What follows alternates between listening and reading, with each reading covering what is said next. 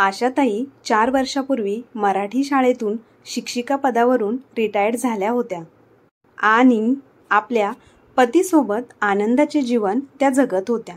पण अचानक प्रचंड महामारीच्या कोरोनाच्या रोगाने त्यांच्या पतीला काळाच्या पडद्याआड ओढलं. आपल्या जोडीदाराच्या जाण्याने आशाताई खूप दुःखी झाल्या. त्यानंतर त्यांचा मुलगा आणि सुनेच्या सांगण्यावरून त्या त्यांच्यासोबत मुंबईला आल्या. त्यांचे आयुष्य आता पूर्णपणे बदलले होते. त्यांच्या पतीचा सहवास तर गेलाच होता, पण त्याचवेळी त्यांचे वय 40 वर्षाचे होते. स्थिर कौटुंबिक जीवनही मागे राहिले आणि आसपासचा शेजारही सोडला, जो प्रत्येक सुखदुःखात नेहमी त्यांच्यासोबत होता. आशाताई मुंबईतील एका उद्यानातल्या एका बाकावर शांतपणे उदास होऊन बसल्या होत्या. त्यावेळी आशाताई आपल्याच विचारात कुठेतरी हरवल्या होत्या आणि शून्यात नजर लावून विचार करत बसल्या होत्या. सकाळची वेळ होती. काही लोक फिरायला आले होते, तर काही लोक योगासने करत होती, तर काही वडीलधारी मंडळी त्यांच्या भूतकाळाच्या आठवणी काढत बसले होते. पण आशाताई आपल्याच विश्वात विचार करत मग्न होत्या. तेवढ्यात अचानक मागून आवाज आला की नेहमी हसत राहा, आनंदात राहा, आयुष्य खूप सुंदर आहे. तेव्हा आशाताईंनी मागे वळून पाहिले की जवळपास 50 ते 60 वर्षाचा एक म्हातारा जवळच्याच बाकावरती बसला होता आणि त्यांच्याकडे पाहून हसत होता. इच्छा नसतानाही आशाताई जबरदस्तीने हसायला लागल्या. ह्या अनोळखी शहरात पहिल्यांदा कोणीतरी त्यांच्याशी बोलले होते. बाटलीतून पाणी पीत पीत तो म्हातारा म्हणाला, माझे नाव महादेव आहे, मी जवळच्या इमारतीत राहतो. पण तुम्ही खूप चिंतेत दिसत आहात. मागच्या गोष्टी विसरून पुढे जाणे यालाच तर खरं आयुष्य म्हणत असतात. एवढं बोलून तो म्हातारा पुन्हा फिरायला निघून गेला आणि आशाताई तो निघून गेल्यानंतर मनातल्या मनात म्हणाल्या, ज्याच्या आयुष्यात दुःखच नसेल त्यांना जीवन तर सुंदरच वाटेल ना. प्रत्येकजण ज्ञान देतो, पण आपल्यासोबत काय चाललं आहे हे फक्त आपल्यालाच माहिती असतं. आता आशाताई रोज उद्यानात फिरायला येऊ लागल्या आणि जवळपास रोजच महादेवरावांना त्या नमस्ते म्हणत होत्या. एके दिवशी महादेवरावांनी विचारले की तुम्ही बाहेरून आला आहात का? तेव्हा आशाताई म्हणाल्या की मी यापूर्वी कोल्हापूरला राहत होते. मुलगा आणि सून नोकरी या शहरामध्ये करतात, पण कोरोनाच्या महामारीच्या आजारामुळे माझ्या नातवाची शाळा बंद आहे. त्यामुळे त्याचा सांभाळ करण्यासाठी माझा मुलगा आणि सून मला इथे घेऊन आले आहेत. कोरोनामुळे माझ्या पतीचे निधन झाले. माझ्या पतीच्या निधनानंतर मी कोल्हापूरमध्ये पूर्णपणे एकटी पडली होती. माझ्या मुलीचे सासर इथे मुंबईमध्येच आहे. कधीतरी मला माझ्या मुलीलाही भेटता येईल असा विचार करून मी इथे आली. मग महादेवराव म्हणाले, मुंबई शहरात आपले स्वागत आहे. चला, मी तुम्हाला आमच्या वयाच्या माणसांसोबतही भेट घालून देतो. वास्तविक येथे उद्यानात वृद्धांचा एक ग्रुप तयार झाला होता.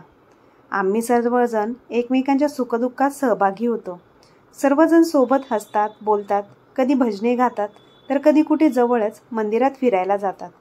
कधी वाढदिवस साजरा करतात, तर कधी सण साजरे करतात. त्यांचे बोलणे ऐकून आशाताईंना खूप आनंद झाला आणि त्यांनी ग्रुपमध्ये सहभागी होण्याची इच्छा व्यक्त केली. तेव्हा महादेवरावांनी त्यांची ओळख ग्रुपच्या इतर सदस्यांसोबत करून दिली. त्यांना ग्रुपमध्ये सामील करून घेतले. त्या समूहातील बहुतेक लोकांनी त्यांचे जीवनसाथी गमावले होते. कोणाला काही आजार होता, तर कोणाला काहीतरी वेगळाच प्रॉब्लेम होता. पण सर्व लोक चैतन्यशाली आणि खूप ऊर्जेने भरलेले जीवन जगत होते. त्या लोकांना भेटून आशाताईंचे दुःख दूर झाले होते. आता रोज सकाळ संध्याकाळ सर्व लोकांसोबत आशाताईंनी वेळ घालवायला सुरुवात केली. बऱ्याच वेळी आशाताई आपल्या मुलीला फोन करून उद्यानात येणाऱ्या वयस्कर लोकांबद्दल सांगायच्या. तिच्या मुलीला तिच्या वयाच्या लोकांशी तिच्या आईचा संवाद ऐकून खूप आनंद व्हायचा. एके दिवशी आशाताई यांच्या लक्षात आले की उद्यानात येणारे सर्व वृद्ध लोक त्यांच्यापेक्षा वयाने फार मोठे होते, पण प्रत्येकजण खूप फिट होता आणि स्वतःला अपडेट ठेवत होता. घरी जाऊन त्यांनी आरशात चेहरा पाहिला तेव्हा त्यांना वाटले की वेळेच्या आधीच त्यांनी स्वतःला म्हातारे बनवून ठेवले आहे. आज विचार करून त्यांनी बाजारातून केसांना लावण्यासाठी मेहंदी विकत घेतली आणि केसांना कलर केला. मग त्यांनी कपाट उघडले आणि पतीने दिलेली सर्वात सुंदर साडी नेसली. आणि आरशात स्वतःला बघून त्या स्वतःच्या मनाशी म्हणाल्या, वा, खूपच छान. संध्याकाळच्या सुमारास जशा त्या पार्कला जायला निघाल्या त्यावेळेस त्यांच्या सुनेची नजर त्यांच्यावरती पडली. त्यांना पाहून तिचे तोंड उघडेच राहिले. तिने विचारले, हे सर्व काय आहे आई? तेव्हा आशाताईंच्या सुनेने पटकन तिच्या नवऱ्याला आवाज दिला, बघा तर जरा तुमच्या आईला काय झाले आहे ते. हे काय वय आहे का सजण्याचे, मेकअप करण्याचे? जशी त्यांच्या मुलाची नजर त्यांच्याकडे पडली तेव्हा तो तोंडावर हात ठेवून हसायलाच लागला. तेव्हा सून म्हणाली, आई, हे सगळे करण्याचे तुमचे वय नाही. शिवाय आता तर बाबाही या जगात नाही. मुलगा आणि सुनेचा असा व्यवहार पाहून आशाताईंना खूपच दुःख झाले. त्या गुपचूप आपल्या खोलीत जाऊन बसल्या. आता त्यांची पार्कमध्ये जाण्याची देखील इच्छा नव्हती. त्या विचार करू लागल्या की जर मी आज थोडीशी चांगली तयारी केली तर मी काय मोठा गुन्हा केलाय का? आजपर्यंत तर मी माझ्या सुनेला कोणत्याही गोष्टींसाठी रोकटोक केली नाही. तिला कोणतीही अडवणूक कधीच केली नाही. ती स्वतःच्या मनाचे कपडे घालते, खाते पिते, बाहेर फिरते. पण मी तर नेहमी हा विचार करायचे की वेळ बदलला आहे. मोठ्या शहरातील लोक मॉडर्न झाली आहेत. पण आज जेव्हा मी थोडासा स्वतःबद्दल विचार केला तर माझा असा अपमान केला. त्यांच्या डोळ्यातून अश्रू वाहू लागले. तेवढ्या त्यांच्या मोबाईलवर त्यांच्या ग्रुपमधील सदस्यांचे फोन येऊ लागले. त्याचवेळी आशाताई उठून उभ्या राहिल्या आणि स्वतःला म्हणाल्या की नाही, माझं आयुष्य मी माझ्या स्वतःच्या मर्जीने जगणार आहे. असं म्हणत त्या पार्कमध्ये निघून गेल्या. आता आशाताई स्वतःसाठी जगू लागल्या होत्या. त्यांना मिळणारी पेन्शनची रक्कम चांगलीच होती. जो पैसा आजपर्यंत त्या आपल्या सुनेला आणि मुलाला देत होत्या. परंतु ह्या महिन्यात त्यांनी त्यांची पेन्शन स्वतःवरती खर्च केली होती.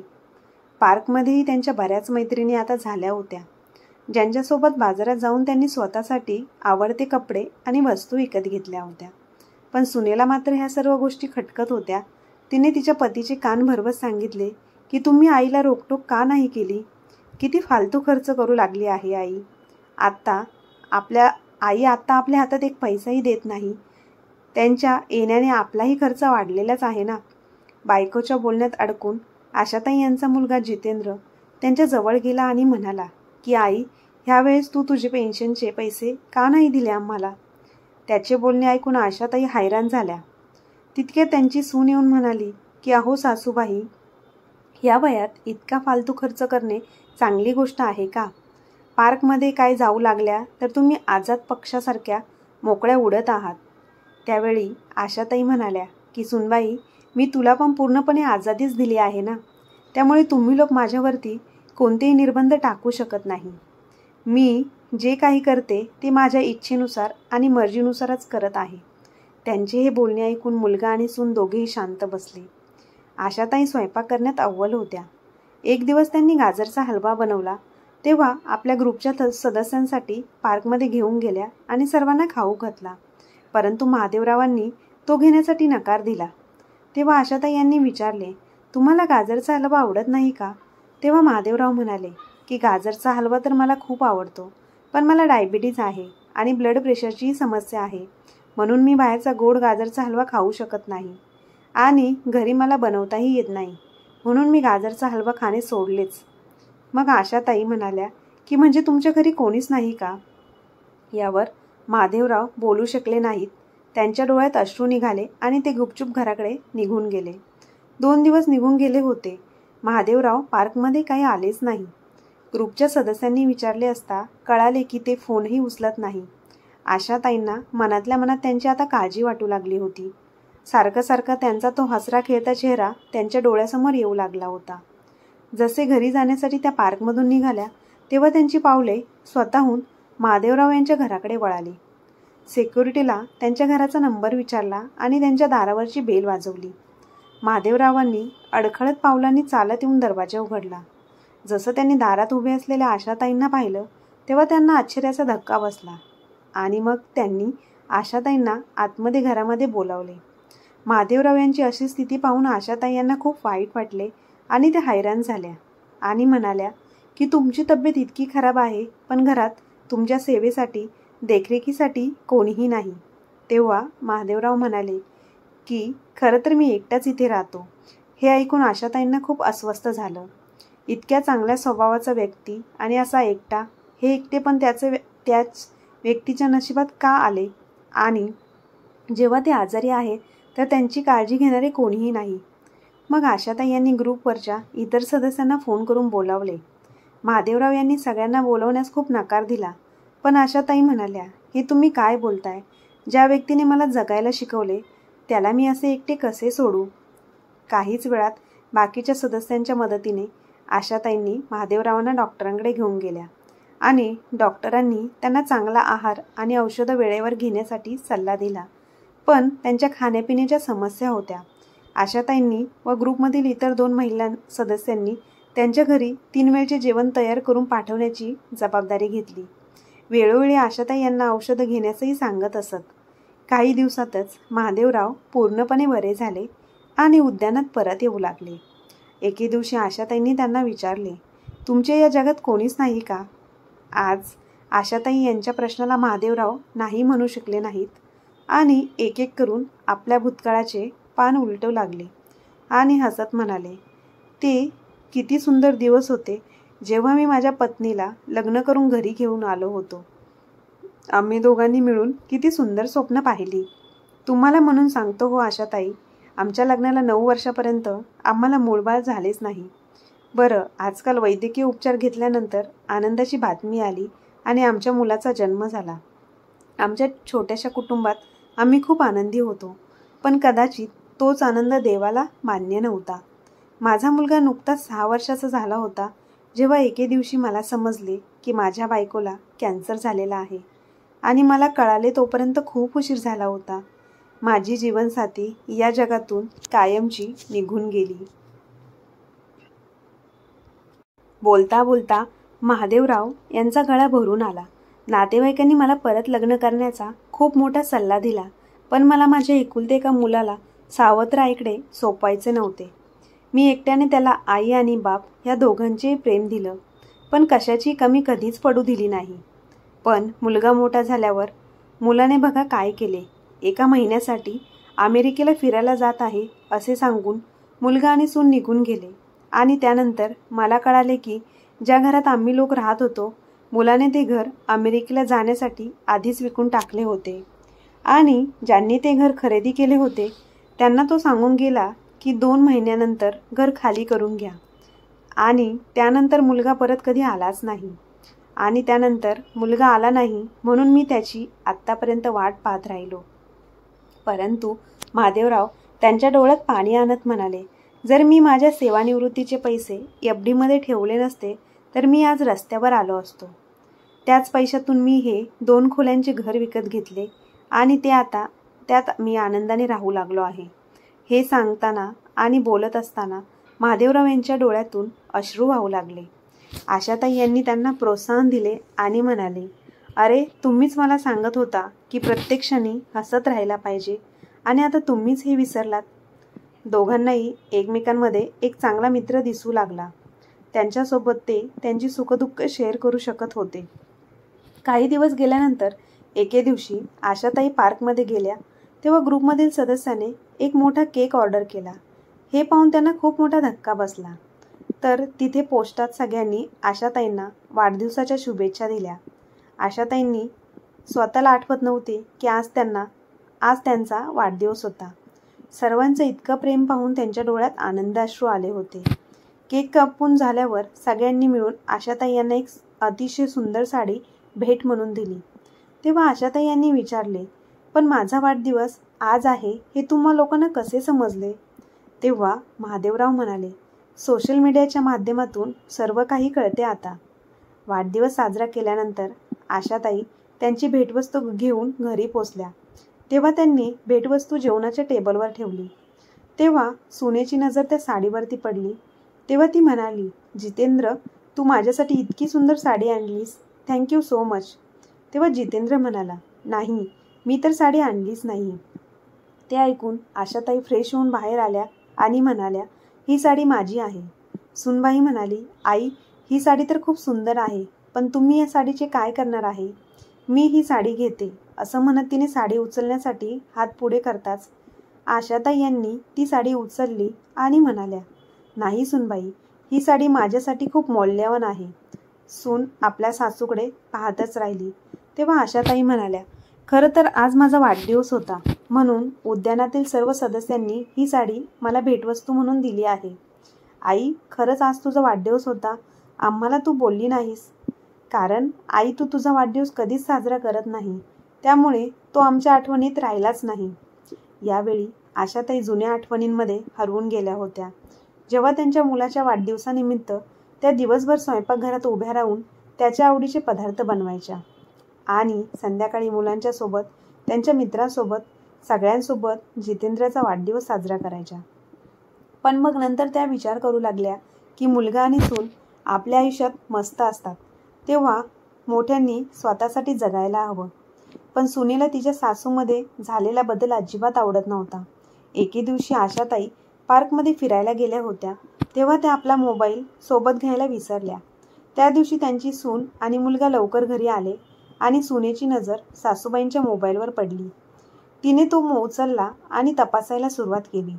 तिची सासू व्हॉट्सअप आणि फेसबुकवर असल्याचे पाहून ती थक्क झाली व नवऱ्याला मीठ आणि मिरची लावून महादेवरावांनी पाठवलेले गुड मॉर्निंग, गुड नाईटचे मेसेज दाखवू लागली. आता तर मुलालाही आईमध्ये खोट असल्याचे दिसू लागले. बस मग काय होते, जशा आशाताई घरी आल्या तसा मुलगा आणि सून दोघेही तयारच होते त्यांच्यावर ओरडायला आणि भांडण करायला लागले.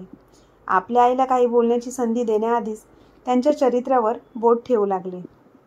आशाताई स्तब्ध उभ्या राहिल्या होत्या. मग स्वतःवर नियंत्रण ठेवत त्या म्हणाल्या की सुनबाई, 2 दिवसापूर्वी तू तुझ्या ऑफिसच्या मित्रांसाठी घरी पार्टी आयोजित केली होतीस. त्या तुझ्या ऑफिसमधील सर्व मित्र आले होते, ज्यात पुरुषही होते आणि महिलाही. पण मग मी तर तुझ्या चारित्र्यावर बोट दाखवलं नाही, मग तू माझ्याबद्दल असं कसं बोलू शकतेस? आशाताईंच्या तोंडातून त्वरित उलट उत्तर ऐकल्यावर त्यांच्या सुनेजवळ बोलायला शब्दच उरले नाहीत आणि पाय आपटत ती तिच्या खोलीमध्ये निघून गेली. दुसऱ्या दिवशी तिचा मुलगा आणि सून ऑफिसला गेल्यानंतर जशा आशाताई आपल्या नातवासाठी जेवण बनवण्यासाठी स्वयंपाकघरात गेल्या, तेव्हा फरशीवर पाणी सांडलेले असल्या कारणाने त्यांचा पाय घसरला आणि त्या जोरात जमिनीवरती पडल्या. त्यांच्या हाताला गंभीर दुखापत झाली आणि त्यांच्या कमरेलाही तीव्र वेदना होऊ लागल्या. त्यांच्या नातवाने लगेच वडिलांना फोन करून सर्व परिस्थिती सांगितली आणि त्यांना लवकरात लवकर डॉक्टरांकडे नेण्यासाठी सांगितले. डॉक्टरांनी त्यांची तपासणी केली असता त्यांच्या हाताच्या हाडात फ्रॅक्चर झाल्याचे आढळून आले. डॉक्टरांनी त्यांच्या हाताला प्लॅस्टर करून औषधे दिले आणि संध्याकाळपर्यंत घरी पाठवले. पण आता त्या उद्यानात जाऊ शकत नव्हत्या. महादेवराव जेव्हा कधी त्यांना फोन करायचे किंवा मेसेज करायचे, तेव्हा त्या कशालाही प्रतिसाद देत नसत. शांतपणे पडून रडत बसायच्या. मोलकरीण जेवण बनवून ठेवून द्यायची आणि मुलगा आणि सून दररोज कामावरती निघून जायचे. दोघांनी सुद्धा आईसाठी एक दिवसाची देखील सुट्टी घेतली नव्हती. आशाताईंना उठायला बसायला खूप त्रास होत होता, पण कुणालाही त्याचा काहीच फरक पडत नव्हता. एके दिवशी ग्रुपमधले सर्व वयस्कर सदस्य त्यांच्या घरी आले. कुणाच्या हातात फुले होती तर काहींनी गेटवेलसून कार्ड आणले होते. कोणी समोसे आणले तर कोणी जिलेबी. त्यांना पाहून बेडवर पडलेल्या आशाताईंना असे वाटले की जसे त्यांच्या कोणीतरी जवळची माणसे भेटायला आली आहेत आणि त्यांच्या चेहऱ्यावर हास्य पसरले. सर्वांनी हसत खेळत स्वादिष्ट पदार्थांचा आस्वाद घेतला. हसत बोलत 1 तासभर निघून गेला. आता आशाताई काळजी करू लागल्या, कारण त्यांचा मुलगा आणि सून यायची वेळ झाली होती. सून काय म्हणेल याची त्यांना आतून खूप भीती वाटत होती. त्यावेळी दारावरची बेल वाजली आणि मुलगा व सून आतमध्ये आले आणि आतील दृश्य पाहून आश्चर्यचकित झाले. सगळे गेल्यानंतर त्यांची सून बोलली की हे माझं घर आहे, ही कुठली धर्मशाळा नाही. कोणीही उठायचं आणि या घरामध्ये यायचं. आई, तुम्ही आमच्या समोर तर प्रचंड वेदना झाल्याचे नाटक करत आहे आणि आमच्या पाठीमागे आपल्या मित्रमैत्रिणींना घरी बोलावून घरी पार्टी करता का? थोडी तरी लाज बाळगा. ह्या तुमच्या कृतीचा माझ्या मुलावर काय परिणाम होईल ते. सुनेचे हे बोलणे ऐकून आशाताई शांतपणे पडून राहिल्या. आज त्यांना त्यांच्या नवऱ्याची खूप जास्त आठवण येत होती. त्या विचार करू लागल्या की ते असताना कोणाचेही माझ्याकडे बोट करून बोलण्याची हिंमत देखील कधीच झाली नाही आणि आज मला हे अपमानाचे कडू शब्द पचवून घ्यावे लागत आहे, तेही माझी काहीच चूक नसताना.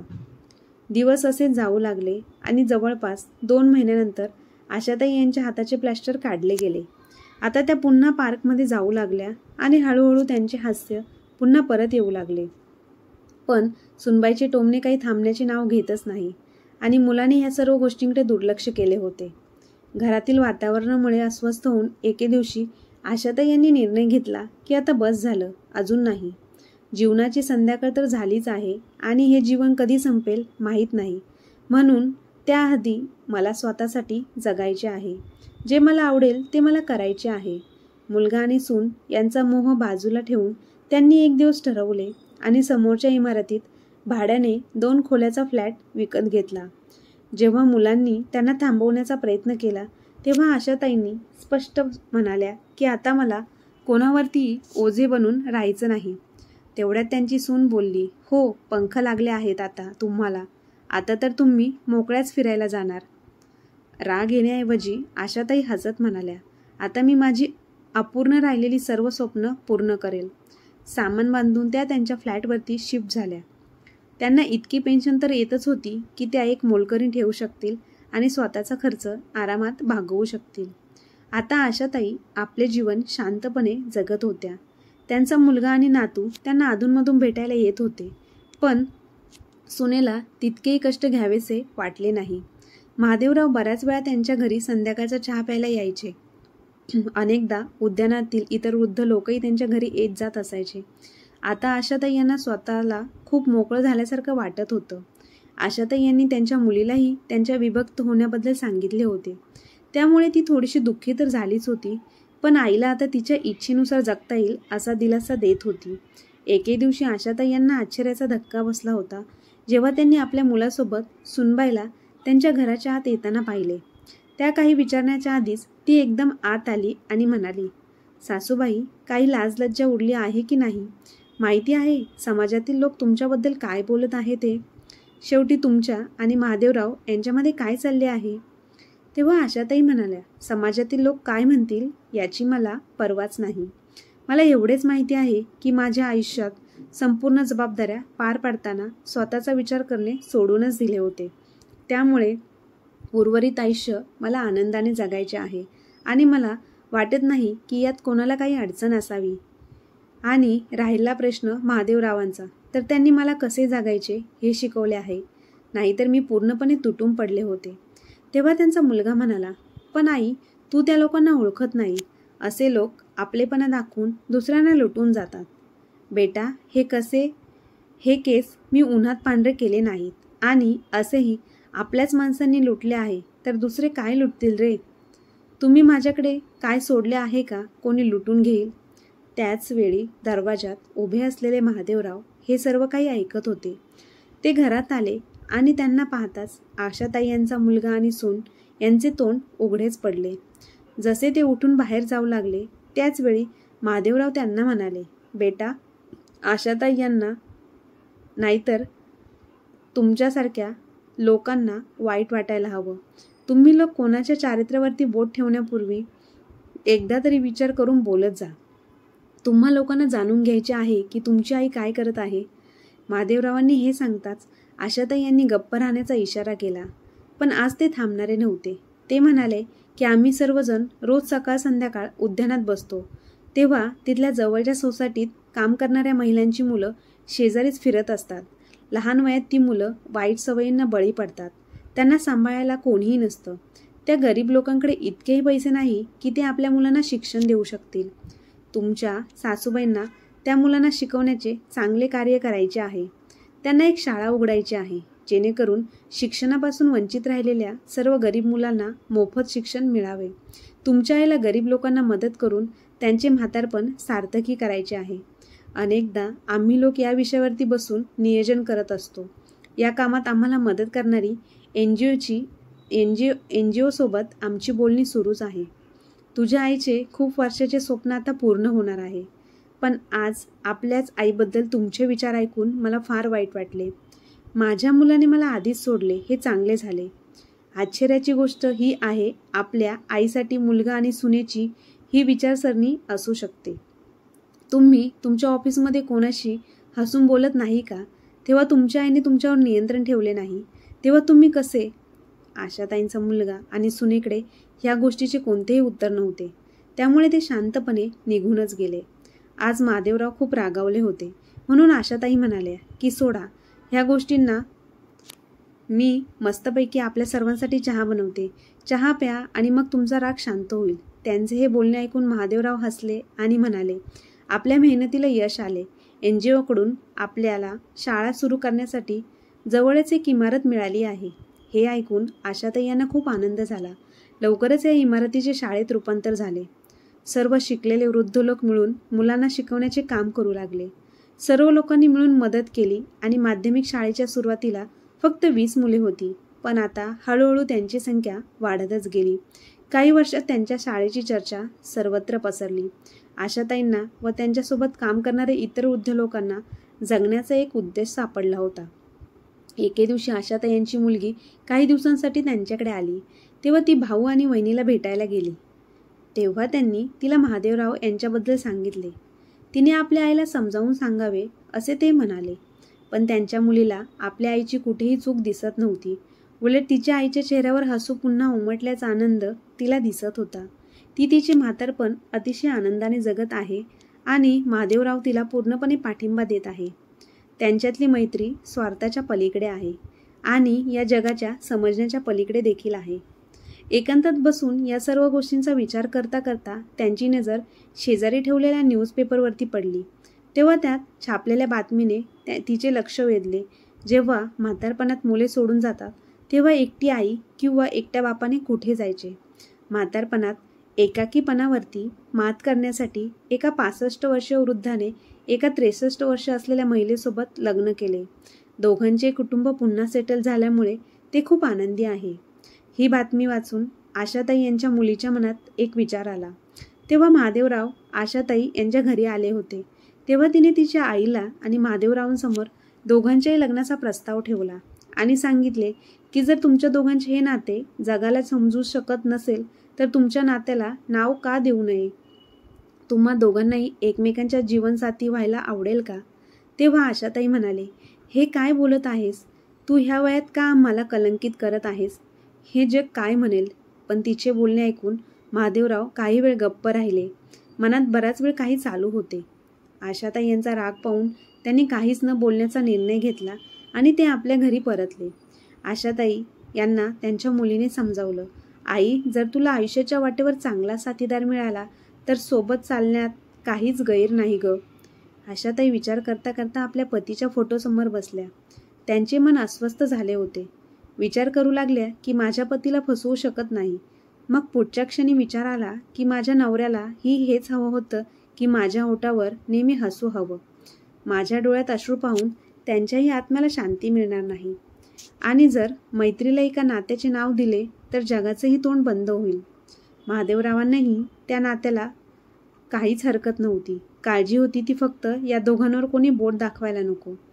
पण जेव्हा ही बातमी आशाताईंच्या मुलांपर्यंत आणि सुनेपर्यंत पोहोचली तेव्हा ते दोघेही या नात्याच्या विरोधात होते. सोसायटीतील प्रत्येकजण त्यांच्याबद्दल बोलत होता. काही जण त्यांच्या धाडसाचे कौतुक देखील करत होते तर काही जण त्यांना नाव देखील ठेवत होते.